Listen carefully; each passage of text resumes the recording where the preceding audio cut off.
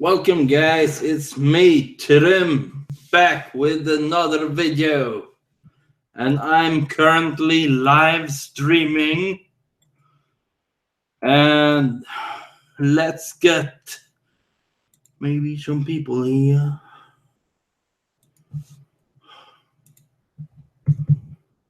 There we go.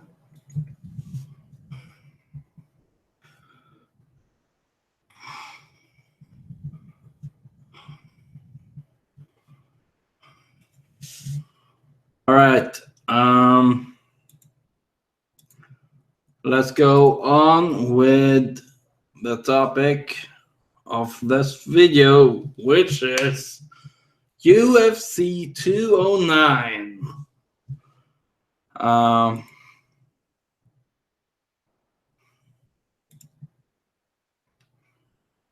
right.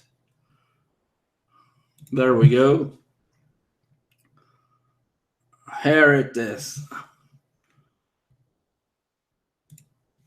Tyron Woodley versus Stephen Wonderboy Thomson 2. We all know that the first fight ended via a majority draw, which to me was kind of insane because I scored it for Tyron Woodley. 3 rounds to 2. But yeah, I'm not the judge there, so anyway, I will be going on one pick from the prelims and then the main card. So let's go to this.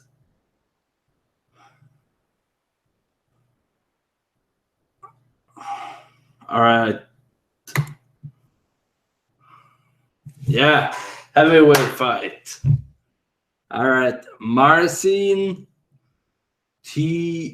Tibura from Poland facing Luis Henrique from Brazil. So I believe Marcin is a heavyweight of a striker from maybe kickboxing or something. I'm not sure. But since he's from Europe, I would want him to win. But Luis is from Brazil, so I do think that Luis would take Marcin to the ground, maybe try for a submission win. The percentage of finishes here are 40 to 30 in submission, and 30 is knockout or TKO and a decision. Marcin, on the other hand, is kind of different. It's 43 in both submission and knockout / TKO, and only 14 in decision. If I don't remember seeing old fights of Marcin, but if I think he is a pretty devastating knockout artist, I don't see this going to a second round or so, but yeah. Okay, I say Marcin via a TKO or a knockout in round 2. But the thing is, if he ends up with rocking Luis on the ground and he takes his back, I wonder if he is able to upset Luis by slapping on that rear naked choke, because that is a pretty submission that is known to be used by everyone. Like you, like the joke is there. And anyway, if I'm gonna start talking about that, I'm just gonna ramble without any of it make any sense. So let's get to the main card. Alistair Overeem versus Mark Hunt. So we all know that Mark Hunt lost to Brock Lesnar and stopped being a crybaby. But yeah, anyway, without all that nonsense about this fight, how this gonna go? Alistair currently has, I think, either 1 or 2 wins against Mark Hunt. He submitted him via a armbar in Pride back when the UFC purchased Pride. That's how they both got to the UFC, I guess. Or did Alistair get from UFC? No, to UFC from Strikeforce. I don't remember the process, but damn, look at that reach of Alistair Overeem. Dang. Alright. If I just were to pick a potential winner of this fight, I would go with Alistair Overeem. Like, I sometimes enjoy rooting for guys that are from Europe. So yeah, Alistair Overeem is currently number 3, and Mark Hunt is number 8. Mark Hunt was number 6 before Brock Lesnar beat him. So yeah. All right.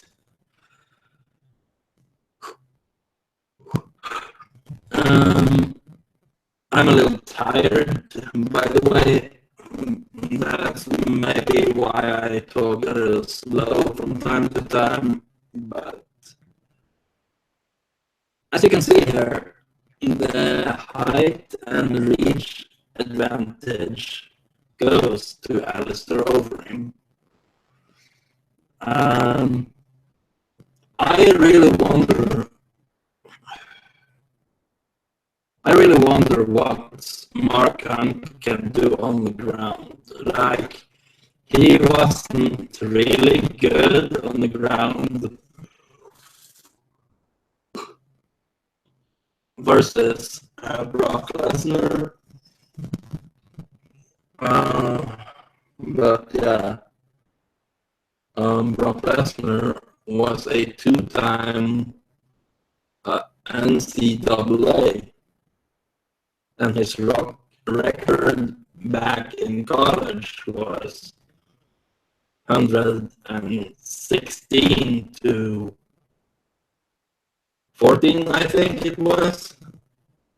So that only proves that Brock Lesnar is a hell of a wrestler. But of course, people only judge him because, like, they judge him on the fight because of the, for whatever he tests for.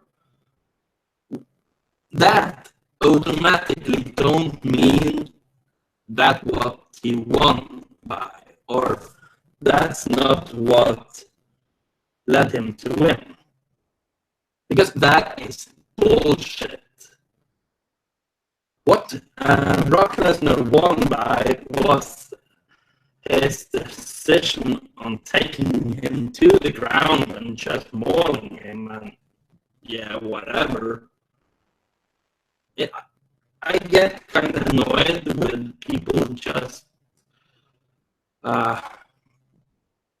claiming stuff like, yeah, that is the reason for this happened, or that is the reason for this. Anyway, if Alistair Overeem beats Mark Hunt and tests for something, then Mark Hunt said that Alistair Overeem has to give the whole purse to Mark Hunt, which is, oh fuck, that is so bullshit, because of, like, come on. Stop whining if you lose. God damn it. Alright. I say Alistair Overeem round 2. Bye bye Mark Hunt. Okay, Lando Vanada versus Sweden's own David Taimur. I hope I said that right. Anyway. Oh, so he's David is a 80% knockout finishing rate. That is pretty high. What else is 20% in decision? If I were to pick a round, it would probably go in round 2 or 3. I really don't see this go to a decision.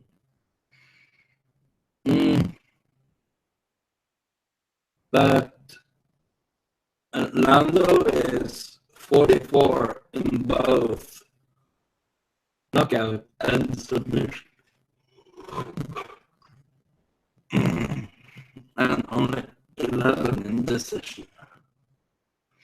What can David do to avoid being submitted or knocked out? Like, I haven't really seen much of Lando or David. I right after I'm finished with this video, I'm gonna look up fights that David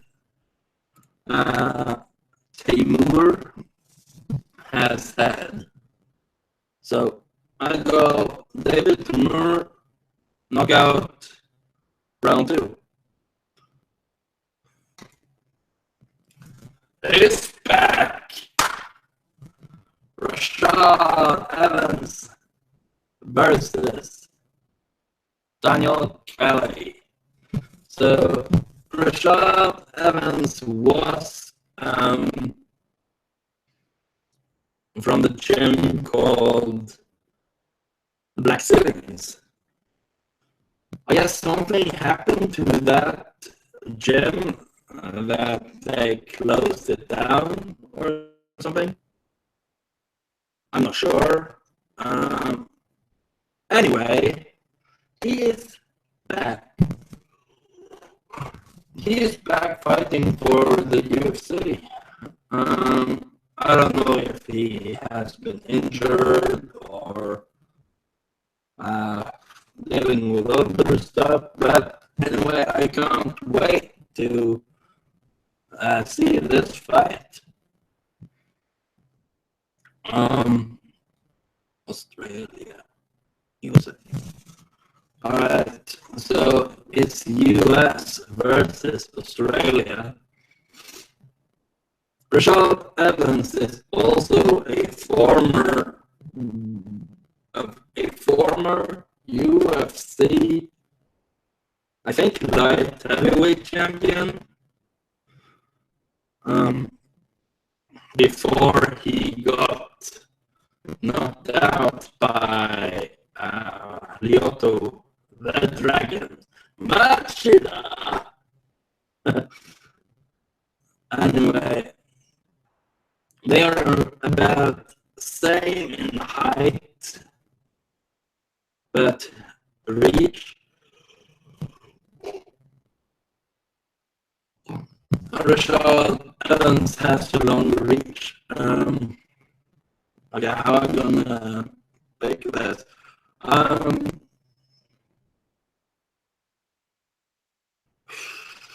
It's been a while since I've seen Rashad Evans in action. Alright. I go Rashad Evans. Maybe round 2. Like, I don't want to be biased saying round 1 or anything like that by looking past Daniel. But yeah, I would say that it might be a TKO by Rashad Evans or a submission win by a rear naked choke or something like that.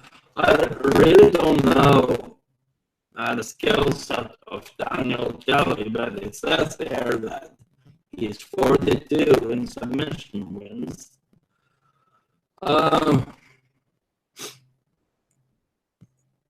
So can Daniel Kelly submit Rashad? Who knows?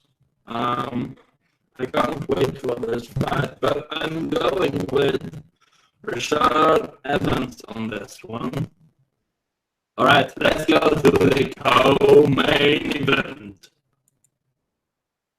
Khabib, the Eagle Nurmagomedov versus Tony Altukui Ferguson. And where they fighting from is Dagestan, Russia versus California, USA. Oh, so 33% in knockout, submission, and decision for Khabib. So Khabib is number 1 and Tony is number 2. This is really how contenders, number 1 contenders, should fight in order to get the title shot, if you ask me. But anyway, Khabib is on a 24 winning streak. That is insane. Can Tony Ferguson bring Habib his first loss? Well, to me it's possible via a SARS choke, I guess. But because Tony has pretty strong headlocks when it comes to like when you are maybe on the ground in the sprawling situation, and you get wrapped around the head. Tony has wins via, I think it's a Darce choke or it's Anaconda choke. I don't remember exact, but that's how I probably see Tony winning if it's a submission. I learned through UFC game that Tony Ferguson has both the height advantage and the reach. And yeah, Habib is a multiple time world Sambo champion. What Sambo is, or combat Sambo, that is sort of the grandfather, I guess, of MMA before it came to America. Like, is a native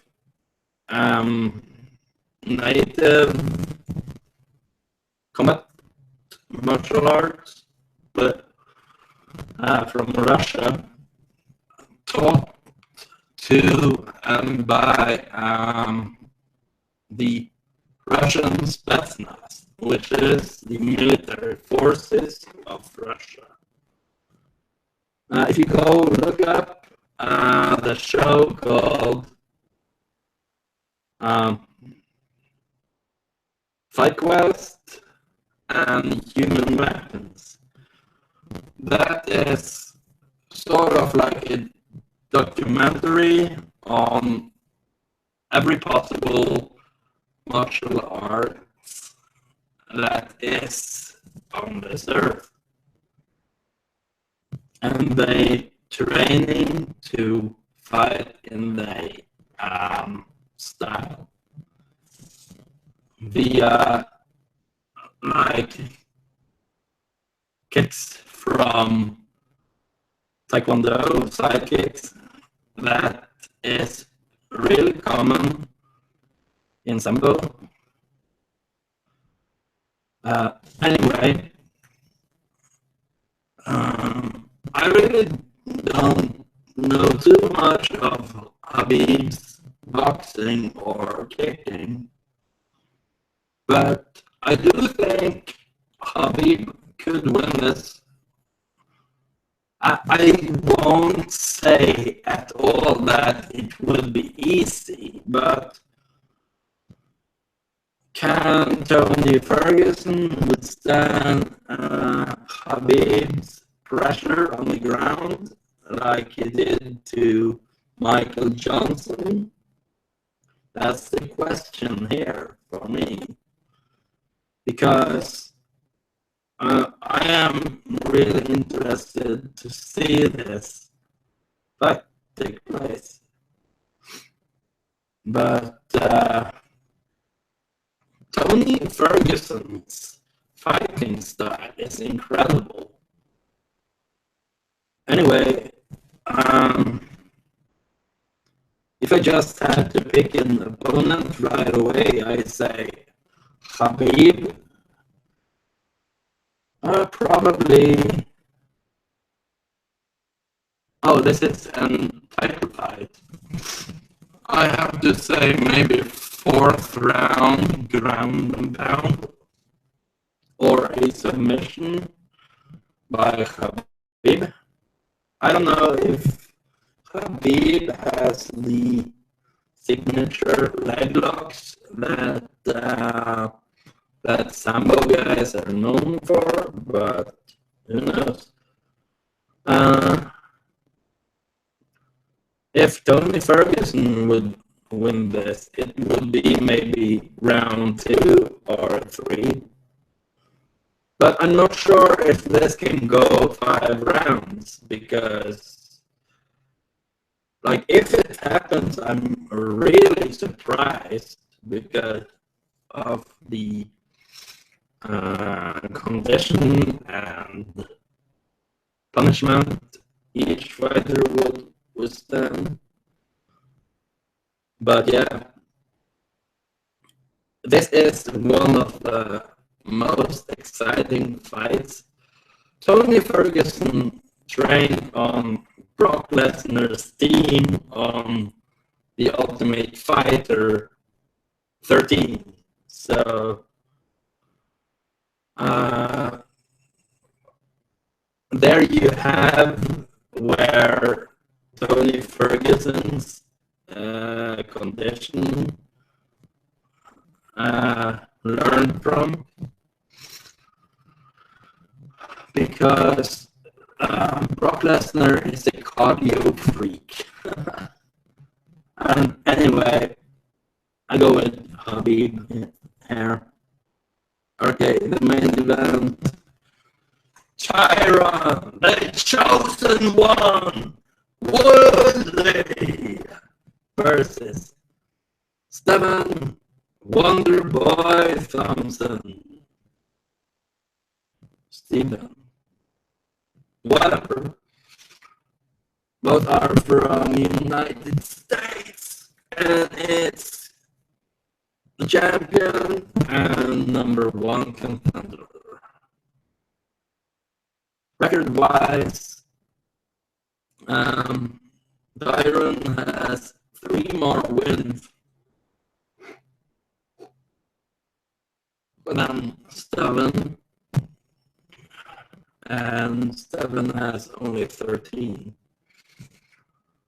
Losses, Tyron has 3, while Steven has 1, and the last one is from the last fight, which is a draw.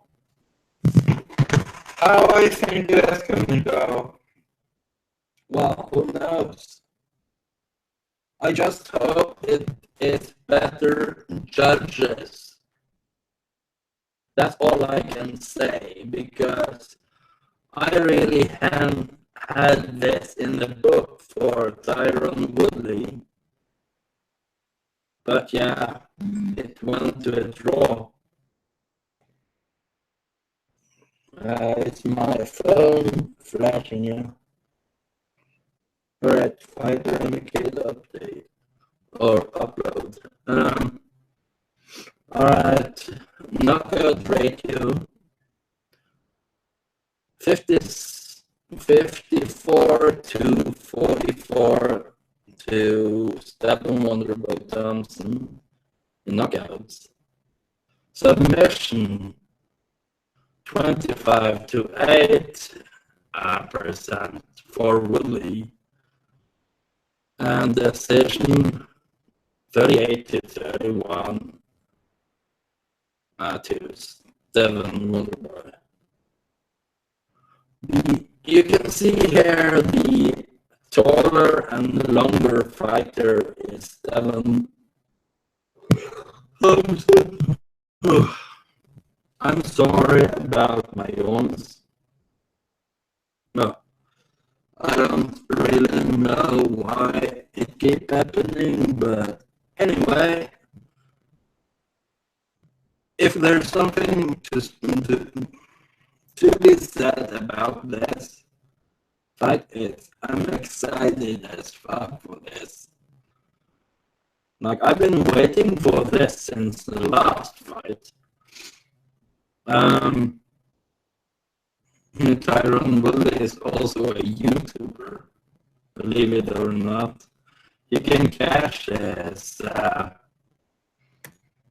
videos on YouTube, searching for Tyron Woodley. There.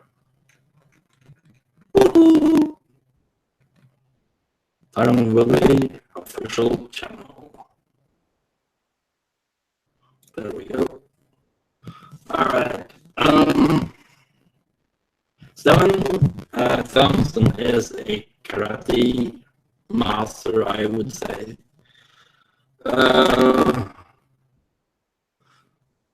I hear something that he's been putting on 8 pounds of muscle.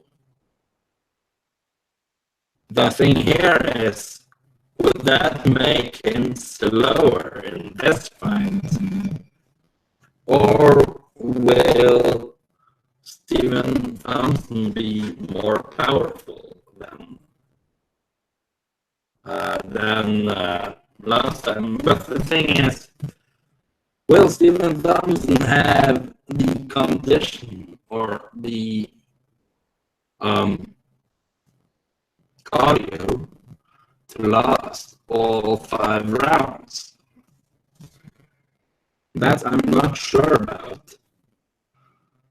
I would love this to be a knockout win for Tyron Woodley in maybe, let's say, round 3? From round 3?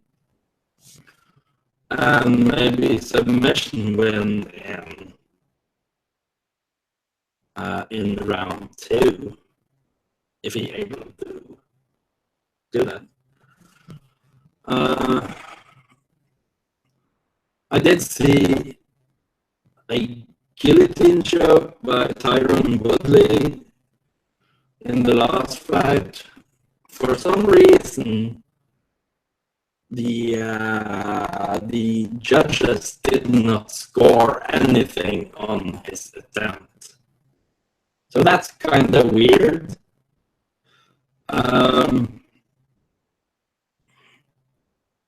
Oh, leg reach.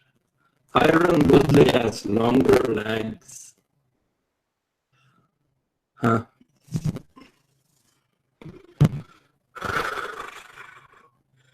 The question here is, will Stephen Thomson move like a karate guy, which is sort of like in and out, like he is using movement? I wouldn't say head movement, because then that make me sound like Edmund Verdian. Head movement! Head movement! Anyway, Stephen Thomson could maybe win this.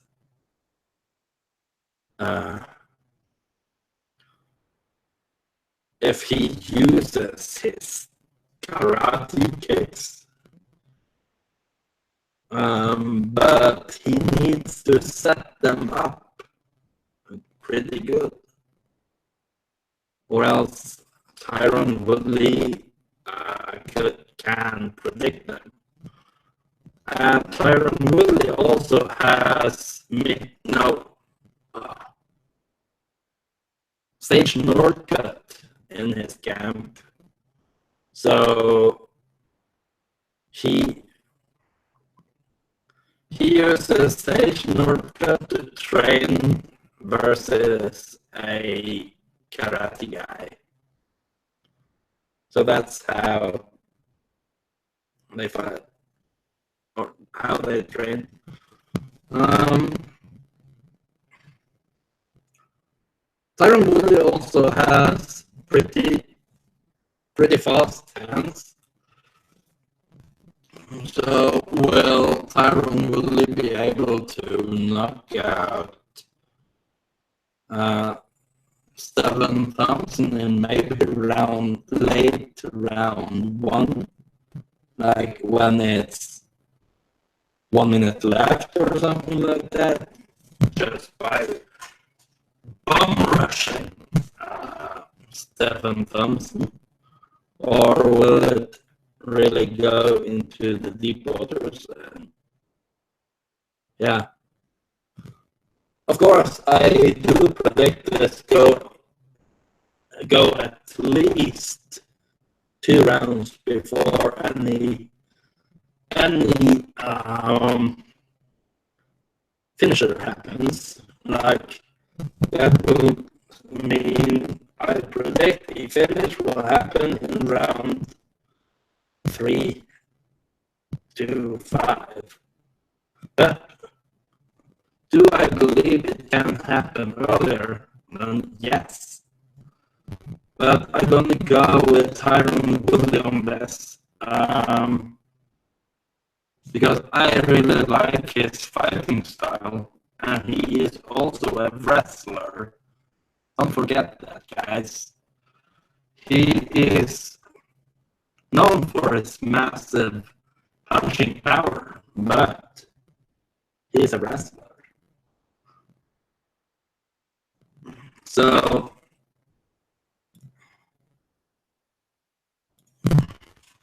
that was my prediction and fight picks for this video. I really wish that they come true of what I predicted. And yeah, have a nice day, guys.